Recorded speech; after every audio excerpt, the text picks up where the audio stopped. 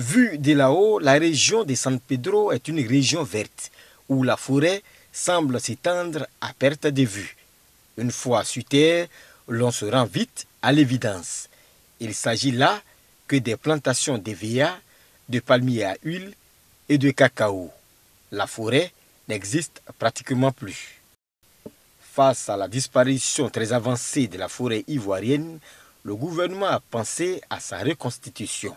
D'où cette campagne de reboisement lancée dans le village de Guirigno-Payo, dans la sous-préfecture de San Pedro. Vous savez que le changement climatique, avec son corollaire de dégradation, est un fléau qui interpelle, qui trouble le sommeil de tous les habitants et de tous les gouvernants de ce pays. Donc c'est des instructions qui nous ont été données. C'est en exécution de ces instructions qu'aujourd'hui nous avons procédé à cette opération de campagne de reboisement dans la région de San Pedro pour un San Pedro plus vert. Les paysans sont réticents à mettre à notre disposition des parcelles parce que pour eux, lorsqu'ils plantent des arbres, ça tue leurs plants. Donc nous sommes en train de leur expliquer qu'on peut faire l'association de l'arbre et de la culture pérenne.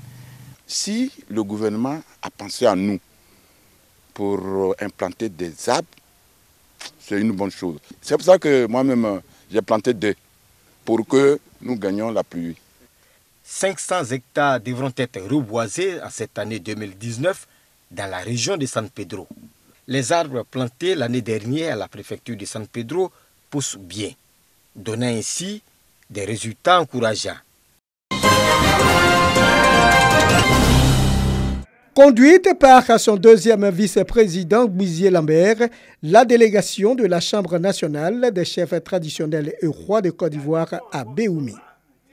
Les premiers entretiens ont eu lieu au domicile du chef de canton de Béoumi, Nana Ago Batlemi, au terme de la rencontre. Ce que je demande à la Chambre des rois et chefs traditionnels, c'est de peser de tout son poids pour voir le président de la République. Si on libère tous les prisonniers, que ce soit Malinko ou Baoulé, qu'on les libère pour cette crise, bien sûr, alors vraiment la tension sera complètement baissée. La délégation des envoyés de la Chambre nationale des chefs traditionnels et rois de Côte d'Ivoire a ensuite rencontré l'imam central de Béoumi. Pour le guide religieux, la recherche de la paix et d'une cohabitation pacifique est une préoccupation majeure. Tout ce qui vient de se passer, ça vient de Dieu et on a accepté le pardon, on a toujours pardonné les frères. Résidence du préfet de Béoumi pour la rencontre de synthèse. Les deux communautés ont fait montre d'un grand intérêt pour le renforcement des bases de la paix et de la cohésion sociale. Il y a regret, il y a pardon. Nous avons noté engagement de ne plus recommencer de tels actes. Nous avons donc la ferme volonté de ramener la paix entre eux, autochtones tuteurs des autres et eux. La situation qu'a vécue Béoumi n'est pas enviable. Pour des lendemains meilleurs, les deux communautés en conflit doivent dégager la haine des cœurs et des esprits pour ensemble engager la construction et le développement de la cité commune. Le ministère des Sports fait de l'usage des technologies de l'information et de la communication un atout majeur pour son bon fonctionnement. À l'initiative du ministre Paulin Dao, les directeurs régionaux et départementaux renforcent leurs capacités. 3 modules sont proposés: l'initiation à l'informatique et aux technologies mobiles, l'initiation à Microsoft Word 2018 et l'initiation à l'Internet et aux réseaux sociaux. Il faut épouser l'air du temps. Le ministre a trouvé utile de s'appuyer sur la structure technique compétente pour vous donner les éléments, les outils. Les responsables de la systémique diraient, après avoir identifié le point critique, jouer sur ce point critique afin que chacun de nous puisse, en fonction de ses acquis et de son expérience personnelle, développer ses compétences et faire en sorte qu'ensemble, les objectifs que l'État nous a fixés, nous puissions les atteindre. Cette formation est dispensée par le ministère de l'économie numérique et de la Poste. Ici, la Société nationale de développement informatique est bien dans son rôle. Nous sommes à l'ère de la société de l'information.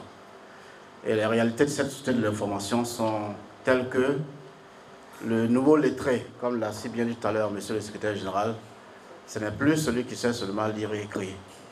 C'est celui qui sait non seulement lire et écrire, mais qui sait aussi utiliser les outils informatiques. Rencontre annuelle du mouvement Flambeau Lumière, un mouvement international évangélique. Plus de 10 000 participants sont venus des 31 régions du pays. Il s'agit de contribuer au développement moral, physique et spirituel de ses membres. L'édition 2019 du Rassemblement des Flambeaux Lumière a permis de renouveler les instances dirigeantes. La nouvelle équipe entend conserver les acquis et se pencher sur la construction d'un siège. Former les jeunes sur l'aspect moral, physique et spirituel. Cela permet à ses membres, à ses adhérents d'être des citoyens accomplis afin de pouvoir permettre dans leurs différentes églises d'être des personnes exemplaires et des gens qui sont prêts à servir l'État et Dieu leur créateur. Regardez les valeurs que le Seigneur nous a laissées, de nous distinguer des autres jeunes de ce monde aujourd'hui, de nous impliquer réellement dans le développement de notre nation. Le mouvement Flambeau Lumière existe depuis 1962 en Côte d'Ivoire. Il se veut apolitique. Son but réel, gagner des âmes à Christ et les former pour son service. Il est 17h30 à Bengourou quand dans la ville, le soleil commence à se coucher. Pendant ce temps, au quartier Château, il y a une rue qui semble commencer son réveil. C'est la rue contiguë à la place de la Solidarité, transformée tous les jours à cette heure en terrain de football. Dans une atmosphère de marché, automobilistes, piétons, vendeurs ambulants et motocyclistes se disputent le passage sur cette rue, destination privilégiée des populations d'Abengourou. Si nous n'avons pas ce que nous voulons avoir dans notre quartier, nous sommes obligés de venir là pour chercher pour nos enfants. Je suis venu chercher une chaussure pour ma fille. Au marché, souvent on trouve des petits trucs qui sont chers. Avec ici, on peut en trouver 3 au même prix. Voilà le vrai visage de la rue appelée marché de nuit. Filmé quelques heures plus tôt, un endroit calme, dans son aspect normal.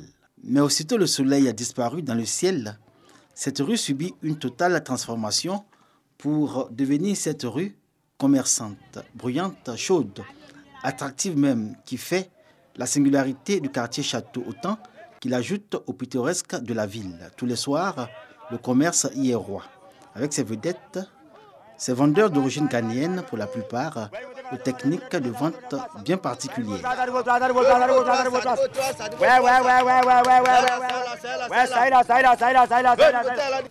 voir. Qui comprend chinois? Venez voir.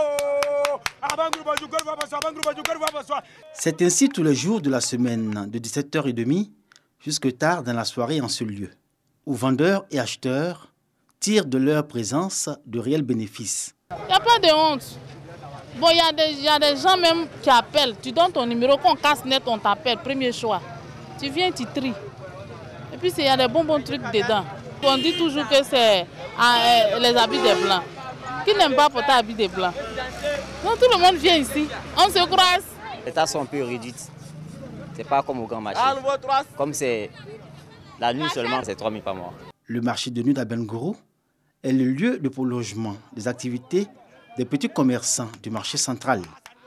On y trouve essentiellement des articles issus de la friperie pour tous les âges, tous les goûts, tendance même et à la portée de toutes les bourses. Passant par là, même sans motivation d'achat, il est difficile de résister à l'appel des vendeurs. Difficile aussi de ne pas succomber à la tentation de l'offre. Au fait, je n'étais pas venue pour ça, j'étais de passage. Et puis j'ai vu, puis j'ai commencé à fouiller. Toutes les filles d'Abengourou s'habillent ici. Bon, donc on ne peut pas se cacher pour ça. Premier prix, c'est 1 000 francs, 2 500. Deuxième prix, le même jour là, le soir là, c'est 500. Maintenant, deuxième jour, c'est 300. Maintenant, quatrième jour, maintenant, on passe à 500, à 600. Il y a 100 francs. Quand on finit de vendre les 100 francs, le reste, on s'est livré ça à café tout. Qu'on ne s'y trompe pas, le marché de nuit, ce n'est pas essentiellement la friperie. Si vous voulez des articles neufs, vous en trouverez dans les magasins qui bordent la rue, attractifs et bien achalandés, mais supportant difficilement la concurrence. S'habiller aujourd'hui dans la friperie à Bengourou est depuis bien longtemps un art de vivre. Et le marché de nuit s'y prête à merveille.